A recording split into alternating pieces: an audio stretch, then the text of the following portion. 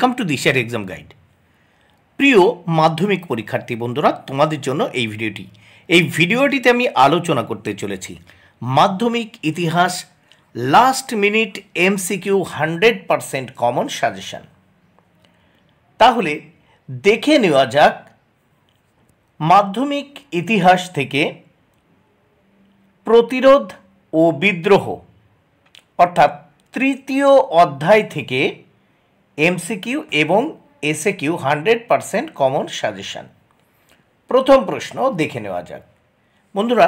প্রত্যেকটি এমসিকিউ ও এসএকিউ প্রশ্নের উত্তর আমি এক কথাই দিয়েছি, তোমরা দেখে নাও। প্রথম প্রশ্ন, বিপ্লব কথার অর্থ হলো? উত্তর, আমূল পরিবর্তন। 2 নম্বর প্রশ্ন, আরণ্যক আদিবাসীদের বিদ্রোহকে অশান্ত অরণ্য জীবন বলেছেন? উত্তর, রামচন্দ্র গুহ। 3 নম্বর প্রশ্ন, লর্ড কর্নওয়ালিস চিরস্থায়ী বন্দোবস্ত প্রবর্তন করেন 1793 খ্রিস্টাব্দে। 4 নম্বর প্রশ্ন, ব্রিটিশ সরকার অরণ্য আইন জারি করে? উত্তর, 1865 খ্রিস্টাব্দে। 5 নম্বর প্রশ্ন, প্রশ্ন নাম্বার 5 দেখে নেওয়া যাক। ভারতে প্রথম অরণ্য আইন পাশ হয়? উত্তর, 1865 খ্রিস্টাব্দে। 6 নম্বর প্রশ্ন, 1878 খ্রিস্টাব্দের অরণ্য আইনে অরণ্যকে ভাগ করা হয়? উত্তর, 3টি স্তরে। 7 নম্বর প্রশ্ন দেখে নেওয়া যাক। সংরক্ষিত বনভূমি ছিল? উত্তর, সরকারের অধীনে। 8 নম্বর প্রশ্ন, ব্রিটিশ সরকার কাকে প্রথম ভারতের অরণ্য অঞ্চল পরিচালনার জন্য নিযুক্ত করেন? উত্তর, ডেট্রিক ব্যান্ডিসকে। 9 নম্বর প্রশ্ন, চুয়াডা মূলত বাস করত? উত্তর, মেদিনীপুর ও বাঁকুড়া জেলায়। 10 নম্বর প্রশ্ন, ইংরেজ ইস্ট ইন্ডিয়া কোম্পানির শাসনকালে বাংলায় প্রথম আদিবাসী বিদ্রোহ ছিল? উত্তর, চুয়াড় বিদ্রোহ। 11 নম্বর প্রশ্ন, দুর্জন সিং ছিলেন? উত্তর, চুয়াড় বিদ্রোহের নেতা। 12 নম্বর প্রশ্ন, পাইকের কাজ করার বিনিময়ে চুয়াড়রা যে জমি ভোগ করত তার নাম? উত্তর, পাইকান জমি। 13 নম্বর প্রশ্ন, চুয়াড় বিদ্রোহ কটি ভাগে বিভক্ত ছিল? উত্তর, 2টি ভাগে। 14 নম্বর প্রশ্ন, চুয়াড় বিদ্রোহের প্রথম পর্ব অনুষ্ঠিত হয়? উত্তর, 1766 থেকে 67 খ্রিস্টাব্দে। 15 নম্বর প্রশ্ন, ধাদকার শ্যামগঞ্জ ছিলেন? উত্তর, চুয়াড় বিদ্রোহের নেতা।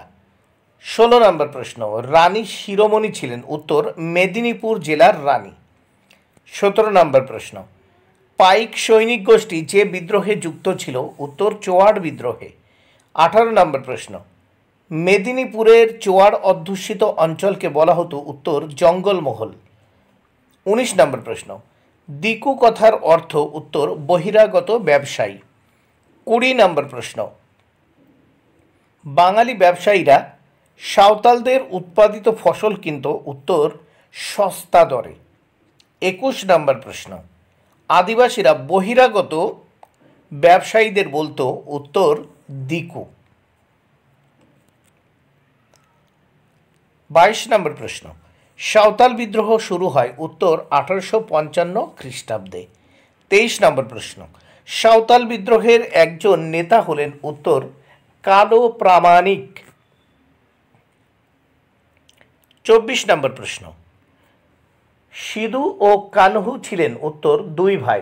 25 নম্বর প্রশ্ন, সাঁওতাল বিদ্রোহের পর তৈরি হয়? উত্তর, Santhal Pargana.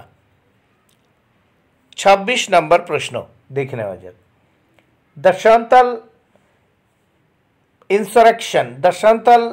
Insurrection of 1855 to 57 গ্রন্থটির লেখক? উত্তর, কালীকিঙ্কর দত্ত। 27 নম্বর প্রশ্ন, 1855 খ্রিস্টাব্দে সিধু ও কানুর নেতৃত্বে 10,000-এর বেশি মানুষ সমবেত হয়েছিল? উত্তর হবে ভাগনাডিহির মাঠে। এখানে হবে সিধু ও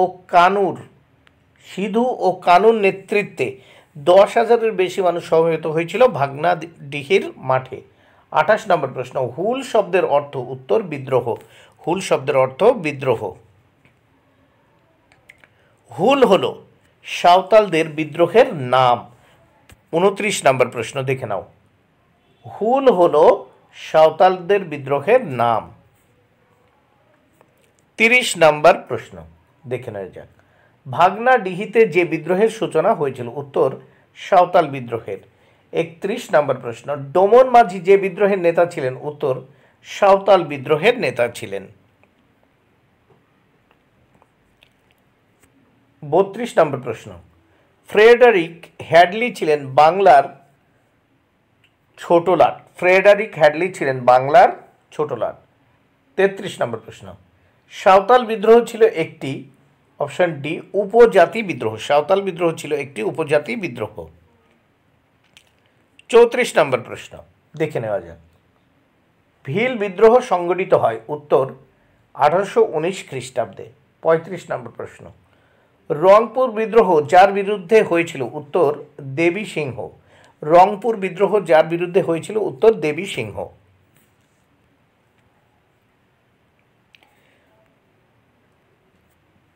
35 নম্বর প্রশ্ন, রংপুর বিদ্রোহ হয়েছিল? উত্তর 1783 খ্রিস্টাব্দে।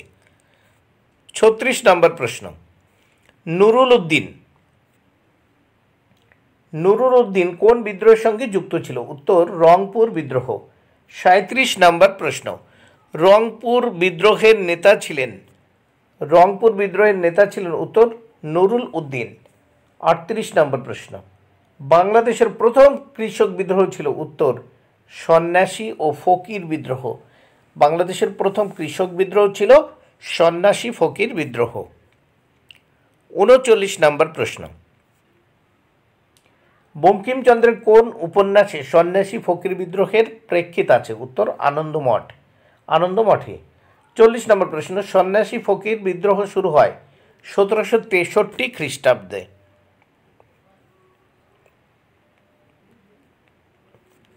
41 নম্বর প্রশ্ন, সন্ন্যাসী বিদ্রোহের একজন বিখ্যাত নেতা ছিলেন? উত্তর ভবানী পাঠক।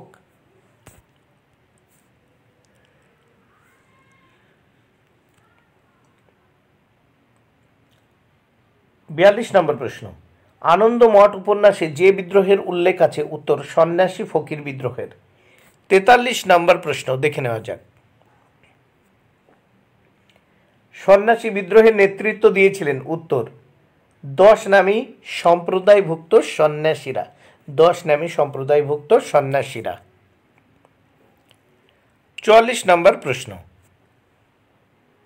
সন্ন্যাসী ফকির বিদ্রোহের ঘটনাকে যাযাবর ও পেশাদার ডাকাতদের উপদ্রব বলেছেন? উত্তর উইলিয়াম হান্টার। 45 নম্বর প্রশ্ন, সন্ন্যাসী বিদ্রোহের সময় রংপুরের যুদ্ধে যে ইংরেজ সেনাপতি নিহত হন তার নাম ছিল সেনাপতি টমাস।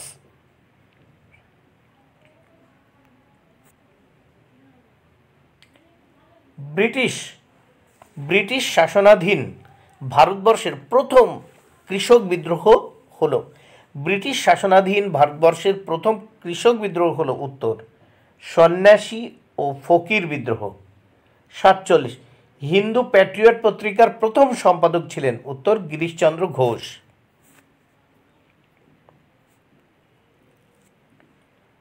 48, তিতুমিরের আসল নাম কি? উত্তর মীর নিসার আলী। 49, খুদকাটি প্রথা প্রচলিত ছিল? উত্তর মুন্ডা সমাজে। খুদকাটি প্রথা প্রচলিত ছিল মুন্ডা সমাজে।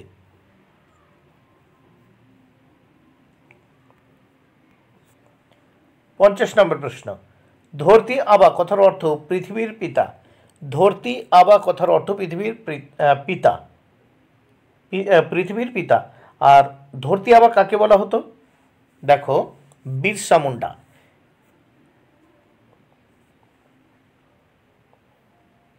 ওয়াহাবি কথার অর্থ কি? উত্তর নবজাগরণ।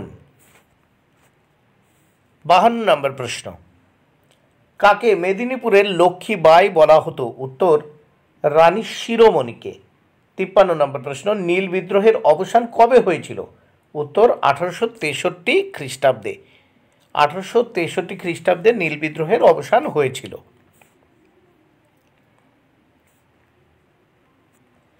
54 নম্বর প্রশ্ন, দার উল হারব কথার অর্থ কি? দার উল হারব কথার অর্থ কি? উত্তর শত্রুর দেশ বা বিধর্মীর দেশ। 55 নম্বর প্রশ্ন, তরিকা ই মোহাম্মদিয়া কথাটির অর্থ কি? তরিকা ই মোহাম্মদিয়া কথাটির অর্থ উত্তর মোহাম্মদ প্রদর্শিত পথ। মোহাম্মদ প্রদর্শিত পথ। 56 নম্বর প্রশ্ন, দুদু মিয়ার আসল নাম কি? উত্তর মোহাম্মদ মহসিন। দুদু মিয়ার আসল নাম কি? উত্তর মোহাম্মদ মহসিন। 57 নম্বর প্রশ্ন, ফরাজি কথার অর্থ কি? উত্তর ইসলাম নির্দিষ্ট বাধ্যতামূলক কর্তব্য। ফরাজি কথার অর্থ কি? উত্তর ইসলাম নির্দিষ্ট বাধ্যতামূলক কর্তব্য।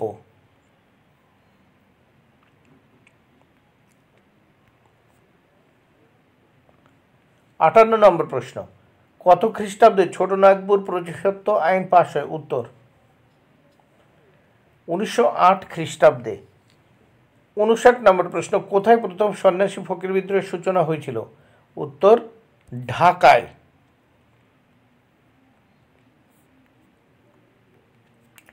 60 নম্বর প্রশ্ন, পাগলপন্থী কাদের বলা হতো? উত্তর ফকির করম শাহের অনুগামীদের পাগলপন্থী বলা হতো।